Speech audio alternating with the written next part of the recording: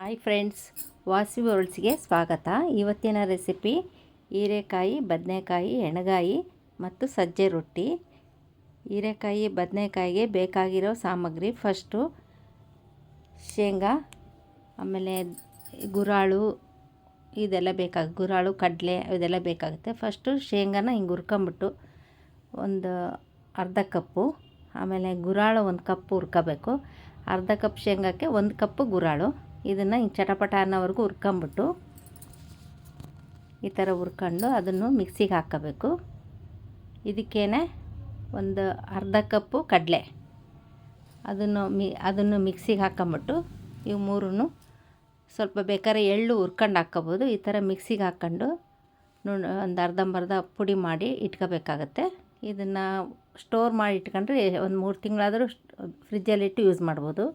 ಹೀರೆಕಾಯಿ, ಬದನೆಕಾಯಿ, ಎಣ್ಗಾಯಿಗೆ ಹೀರೆಕಾಯಿ, ಆಮೇಲೆ ಬದನೆಕಾಯಿ, ಈರುಳ್ಳಿ, ಟೊಮೊಟೊ ಎಲ್ಲ ಬೇಕಾಗುತ್ತೆ.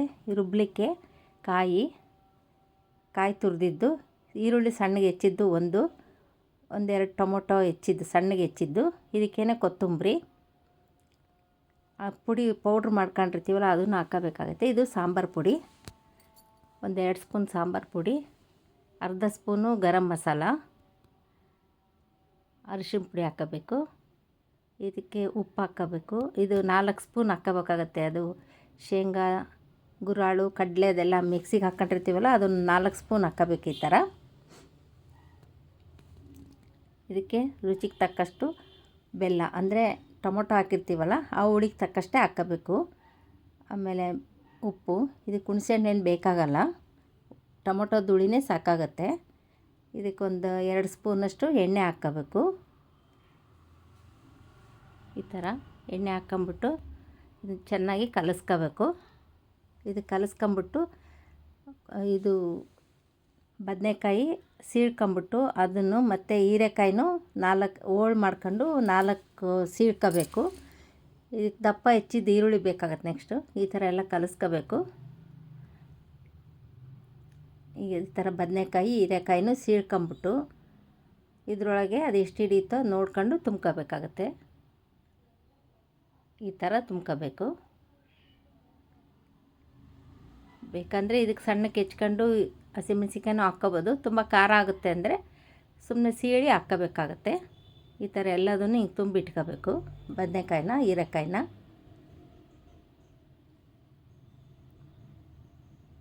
ಈ ಥರ ಸೀಳ್ಕೋಬೇಕು. ಇದೇ ಥರ ದೊಣ್ಣೆಮೆಣ್ಸಿನ್ಕಾಯಿದು ಹಿಂಗೆ ತುಂಬ್ಕೊಂಬಿಟ್ಟು ಸೀಳ್ಕೊಂಡು ಅದನ್ನ ಸಪ್ರೇಟ್ ಬೇಕಾದ್ರೂ ಮಾಡ್ಕೋಬೋದು. ಇದಕ್ಕೆ ಒಂದು 4 ಬೇಕಾದ್ರೂ ಹಾಕ್ಕೋಬೋದು ದೊಣ್ಣೆಮೆಣ್ಸಿನ್ಕಾಯಿನ. ದೊಣ್ಣೆಮೆಣ್ಸಿನ್ಕಾಯಿ ಹಾಕೊಂಡಾಗೇನು ಮತ್ತು ಮೆಣ್ಸಿನ್ಕಾಯಿ ಹಾಕೋಣದು ಬೇಕಾಗಲ್ಲ. ಈ ಥರ ಕುಕ್ಕರಲ್ಲಿ ಎಣ್ಣೆ ಹಾಕ್ಬಿಟ್ಟು ಇದಕ್ಕೆ ಸಾಸಿವೆ, ಜೀರಿಗೆ, ಕರಿಬೇವು ಒಗ್ಗರಣೆಗೆ ಹಾಕಿ ಫಸ್ಟು ಹೆಚ್ಚಿಟ್ಟಿದ್ದು ಇದನ್ನು ಹಾಕೋಬೇಕಾಗತ್ತೆ. ಹಸಿಮೆಣ್ಸಿನ್ಕಾಯಿ ಸೀಳ್ಕೊಂಡು, ಸಣ್ಣಗೆ ಹೆಚ್ಚಿದ್ರೆ ತುಂಬ ಖಾರ ಆಗುತ್ತೆ ಅಂತೇಳಿ ಈ ಥರ ಸೀಳ್ಕೊಂಡು ಹಾಕ್ಕೋಬೇಕಾಗತ್ತೆ. ಇದಕ್ಕೆ ಸ್ವಲ್ಪ ದಪ್ಪ ಹೆಚ್ಚಿದ್ದು ಈರುಳ್ಳಿ ಒಂದು ಹಾಕಬೇಕು. ಈ ಥರ ಇದಕ್ಕೇನೆ ಬದನೆಕಾಯಿನೂ ಮತ್ತು ಹೀರೆಕಾಯಿನೂ ತುಂಬಿಟ್ಕೊಂಡಿರ್ತೀವಲ್ಲ ಅದನ್ನು ಹಾಕ್ಕೋಬೇಕು. ಬೆಳ್ಳುಳ್ಳಿ ಹಾಕ್ಕೋಬೇಕು. ಈ ಥರ ಹಾಕ್ಕೊಂಬಿಟ್ಟು ಇದಕ್ಕೆ ಬೇಕಾದ್ರೆ ದೊಣ್ಣೆಮೆಣ್ಸಿನ್ಕಾಯಿನೂ ಒಂದು 4 ಹಾಕ್ಕೋಬೋದು. ಈ ಥರ ಮಗ್ಗಿಸ್ಕೋಬೇಕು ಅದನ್ನು ಸ್ವಲ್ಪ ಎಣ್ಣೆಯಲ್ಲಿ. ಇದಕ್ಕೆ ಎಣ್ಣೆ ಸ್ವಲ್ಪ ಜಾಸ್ತಿ ಹಾಕಬೇಕಾಗತ್ತೆ. ಇದು ಎಣ್ಣೆಗಾಯಿ ಅಂತಲೂ ಅಂತಾರೆ. ಈ ಥರ ಚೆನ್ನಾಗಿ ಒಂಚೂರು ಮಗ್ಗಿದ ಮೇಲೆ ಅದೆಲ್ಲ ಒಂಚೂರು ಫ್ರೈ ಆಗಬೇಕು. ತಕ್ಷಣಕ್ಕೆ ಹಂಗೆ ಹಾಕ್ಬಾರ್ದು. ಈ ಥರ ಎಣ್ಣೆಯಲ್ಲಿ ಅದು ಸ್ವಲ್ಪ ಫ್ರೈ ಆದರೆ ಟೇಸ್ಟ್ ಬರುತ್ತೆ, ಇಲ್ಲ ಹಸ್ಗಸ್ಗೆ ಅನಿಸುತ್ತೆ. ಈ ಥರ ಕೈ ಆಡ್ಕೊಂತ ಈ ಥರ ಮಾಡಬೇಕು.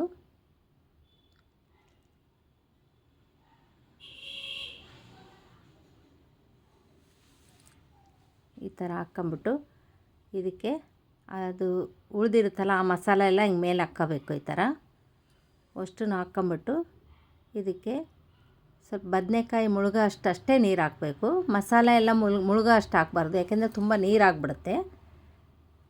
ಇಷ್ಟು ಹಾಕಬೇಕು ಅಷ್ಟೇ ನೀರು, ಜಾಸ್ತಿ ಹಾಕಬಾರ್ದು. ಅಂದರೆ ಕುಕ್ಕರಲ್ಲಿ ಅದು ಎಷ್ಟು ಹಾಕಿರ್ತೀವೋ ಅದಕ್ಕೊಂದು ಅರ್ಧ ಬರೋ ಥರ, ಬದನೆಕಾಯಿ ಒಂದು ಅರ್ಧ ಬರುತ್ತಲ್ಲ ಅಲ್ಲಿವರೆಗೂ ಹಾಕಬೇಕಷ್ಟೆ. ತುಂಬ ನೀರು ಹಾಕಬಾರ್ದು, ಮಸಾಲೆ ಮುಳುಗೋ ಅಷ್ಟು. ಬದನೆಕಾಯಿ ಮುಳುಗೋ ಅಷ್ಟು ಹಾಕಿದರೆ ಆವಾಗ ತಿಕ್ನೆಸ್ಸು ಸರಿ ಆಗುತ್ತೆ. ಇದು ಬದನೆಕಾಯಿ ಎಣ್ಗಾಯಿಗೆ ಇದು ಕುಕ್ಕರ್ ಮುಚ್ಚಿ ಒಂದು ಅಥವಾ ಇನ್ನೊಂದು ವಿಸಿಲ್ ಆಗುತ್ತೆ ಅನ್ಬೇಕಾದ್ರೆ ಆಫ್ ಮಾಡಬೇಕು. ಒಂದು ವಿಸಿಲ್ ಸಾಕಾಗುತ್ತೆ. ಇಲ್ಲದೇ ಇದ್ದರೆ ಇನ್ನೊಂದು ವಿಸಿಲ್ ಸ್ಟಾರ್ಟ್ ಆಗುತ್ತೆ ಅನ್ಬೇಕಾದ್ರೆ ಆಫ್ ಮಾಡಿದರೆ ಬದನೇಕಾಯಿ ತುಂಬ ಬೇಯಲ್ಲ, ಸರಿ ಹೋಗುತ್ತೆ.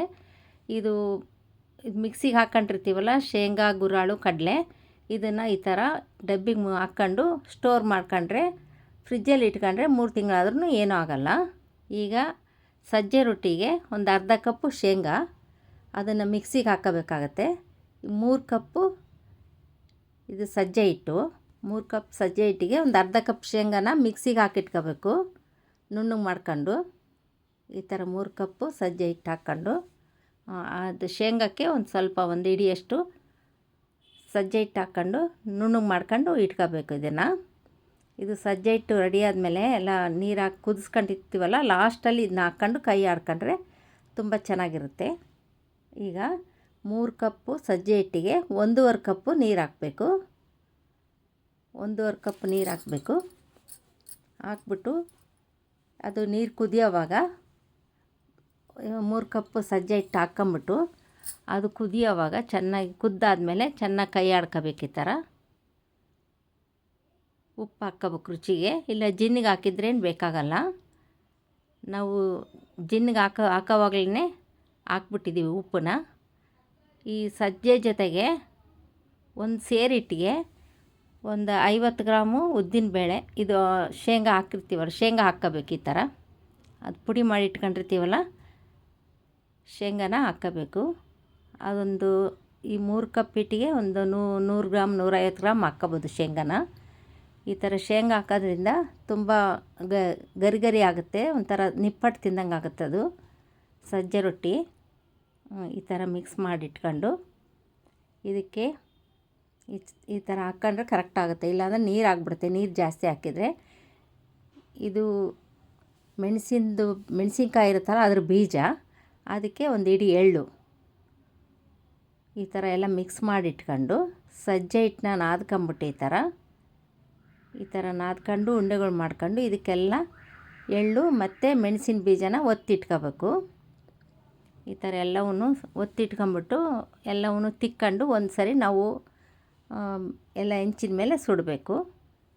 ಸಜ್ಜೆ ಹಿಟ್ಟಿಗೆ 1 kg ಹಿಟ್ಟಿಗೆ ನಾವು 50 ಗ್ರಾಮ್ ಉದ್ದಿನಬೇಳೆ, ಒಂದು 50 ಗ್ರಾಮ್ ಕಡಲೆ, ಒಂದು 2 ಸ್ಪೂನ್ ಜೀರಿಗೆ, 2 ಸ್ಪೂನ್ ಧನಿಯಾ, ಉಪ್ಪು, ಅರಿಶಿನ ಕೊಂಬು ಅಥವಾ ಅರಿಶಿನ ಪುಡಿ ಹಾಕಿ ಜಿನ್ ಮಾಡಿಸಿರ್ತೀವಿ. ಈ ಥರ ಹಾಕೋದ್ರಿಂದ ಸಜ್ಜೆ ರೊಟ್ಟಿ ತುಂಬ ಟೇಸ್ಟ್ ಆಗುತ್ತೆ, ಗರಿ ಆಗುತ್ತೆ.